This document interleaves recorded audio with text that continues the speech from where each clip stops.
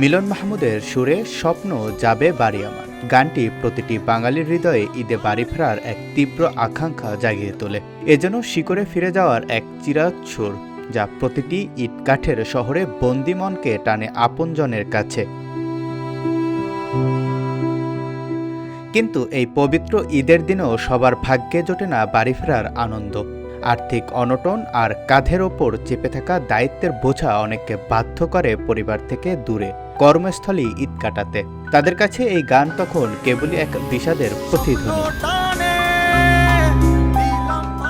রাজধানী যখন নিস্তব্ধ, ফাঁকা সড়ক আর বন্ধ দোকানপাটের ভিড়ে নীরবতা আরও গভীর, তখন এবি ব্যাংকের কারওয়ান বাজার শাখার এটিএম বুথের সামনে একাকী দাঁড়িয়েছিলেন নিরাপত্তাকর্মী আব্দুস সালাম। তার চোখে মুখে স্পষ্ট অভিমানের ছাপ, যা কেবল তার নিজের নয়, হয়তো বাড়িতে থাকা পরিবারের সদস্যদেরও।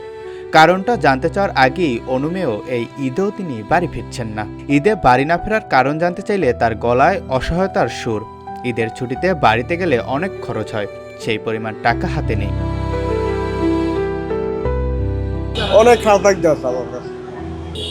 পরিবারে তোমার বুঝে টুঝে কম বেশ পাঠাইতে হবে, যেন পাঠাম তোমার 5,000 টাকা না পাঠায় তোমার 2,000 টাকা 1,000 টাকা পাঠাইতে হবে। অনেক কি করুন, চলতেও লাগবে। তারা কি বাড়িতে যেতে বলছে কিনা আপনাকে? হ্যাঁ বলছে। কি বলছে?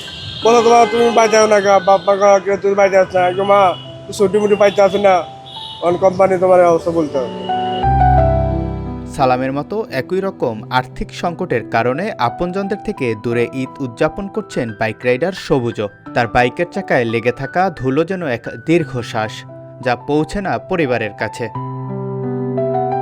এটা দিয়ে মানে হয় না আর কি, সংসার চালায়া ওই সমান মানে এক্সট্রা থাকে না এই আর কি। এই কারণেই বাড়িতে এই কারণে আপনি এই যে বাড়িতে যেতে পারছেন না, একটু হলে কি খারাপ লাগছে কিনা? হ্যাঁ, খারাপ তো লাগছে, এই বাড়ি যেতে পারতেছি না, এটা দুঃখ না, এর চেয়ে বড় দুঃখ আছে না। সবাই যাইতেছে বাড়ি, কিন্তু আমরা যেতে পারতেছি না।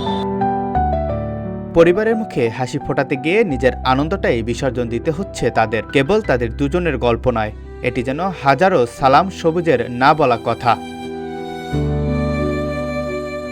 জাকারিয়া রবিউল, রূপালী বাংলাদেশ।